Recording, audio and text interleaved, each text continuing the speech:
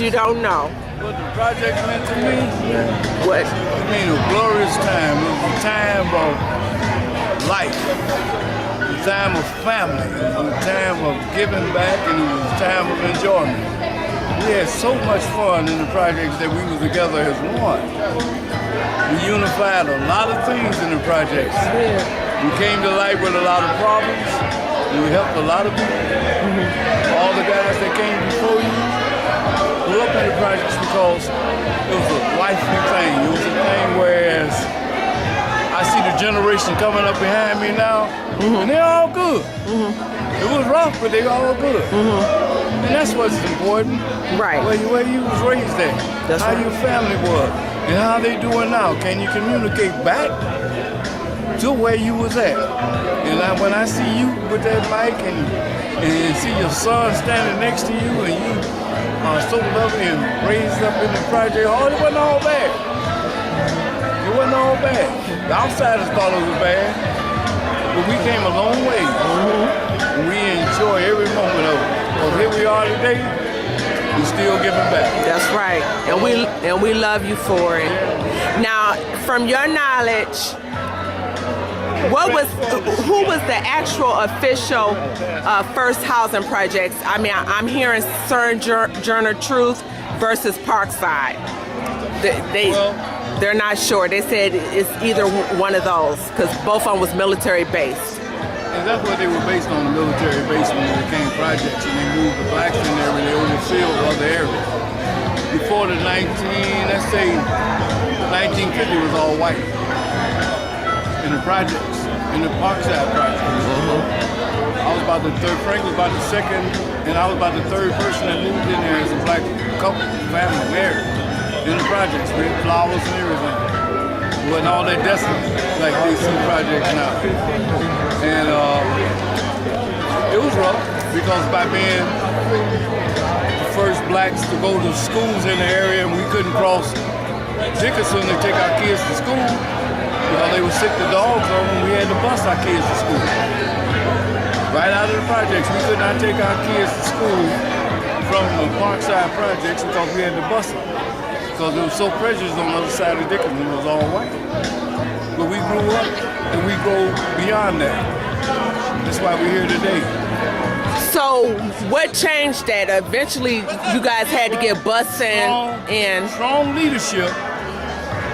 Was there a committee for that? Yeah, it was a committee. Strong leadership that we got together and we pulled all our kids out of school. So a boycott. We boycotted the schools and we had schools in the basements of the project. What year was this, sir? This was like in, let's say from 64 on up to about maybe 65, we pulled our kids out of the schools. So what you had? The school system finally realized what was happening. So did you do homeschooling or? We did homeschooling. We had teachers there. We dug. We had projects there. We had things for kids to do. They wasn't behind when they got back to school. That's my question. They wasn't behind when they got back to school. As a matter of fact, they was ahead. But they heard your voice though. They heard our voice and they finally realized that we did need help. And they gave us the buses and stuff to bus our kids to school so we can go into a most dominant white neighborhood outside of the projects and take our kids to a quality school. Now what, you said this was before the riots of 67? Before the riots. Wow. It was a turmoil way before the riots. Okay. Now how does Paradise Valley, well we call Black Bottom or Hastings Street? Paradise Valley was the neighborhood that we had. When they call it Paradise Valley, some people describe it different ways. I describe it as a neighborhood where our families grew up at. Our families was raised coming from the South, and they spread out and they had black business in the Paradise Valley. Even my dad, his name was Hot Tamale Charles, and everybody knew him because he sold hot tamales to everybody in the neighborhood. He had a great business. We had Mr. Young's Barbecue and Brewster Center, and we had the DUS. All this was the Black Bottom. The Paradise Valley was a variety of black ownership, black leadership in the neighborhood that they had given away. So it was basically our own community for African Americans? Yes. And so when we ventured out, we moved to places like the projects. That's what I thought. You know, 'cause eventually we were all in the black bottom area. Yep, that's what I heard. So I also heard the Brewsters and the Jeffries was the first ones to welcome us in from that era, from the black bottom era from that transition, and we integrated in with the house. And I said, well, I thought some came over to Parkside too. Yeah, they did. They spread them. If they were a family, if they were a married couple, they came over to No, it Parkside. wasn't about being the married couple. So you could be single in Parkside and black? Huh? You could be single and black in Parkside? At the beginning it was.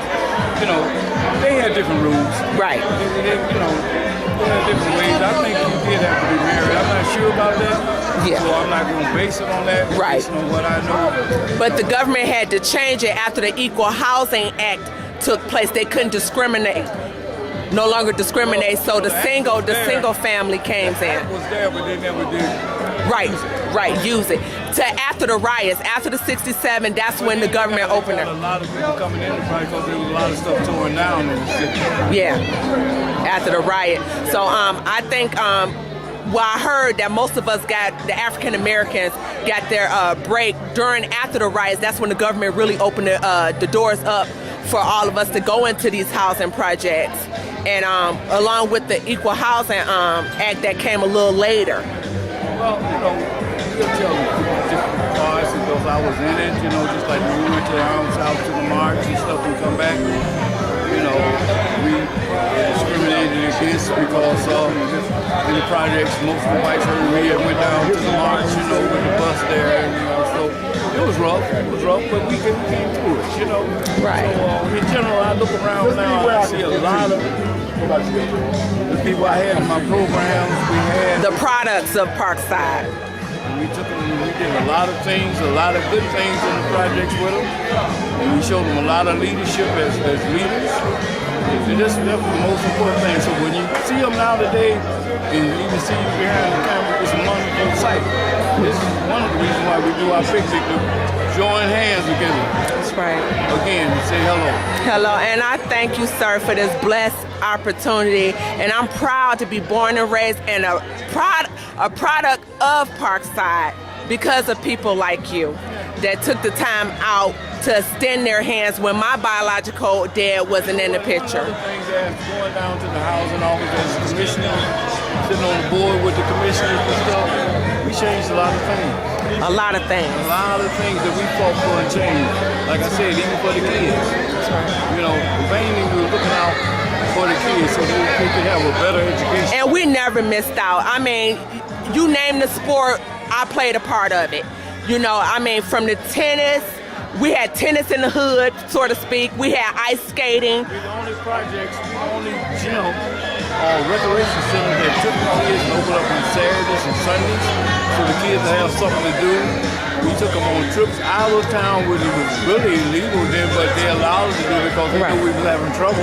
Now, how was that funded? Was it through your personal? We funded through, we wrote proposals and stuff and got money funded through different organizations to do this. Okay, And then donations. we had the city behind us, and Coleman Young was a blessing to the sky because he backed us 100%. Everything we did, he sent a representative to us to help us because he knew we was in trouble. Y'all hear that? Coleman A. Young. Yeah. Amen. I got to put him in our history books too. Thank you, Mr. Blackwell. I love you. I got a woman.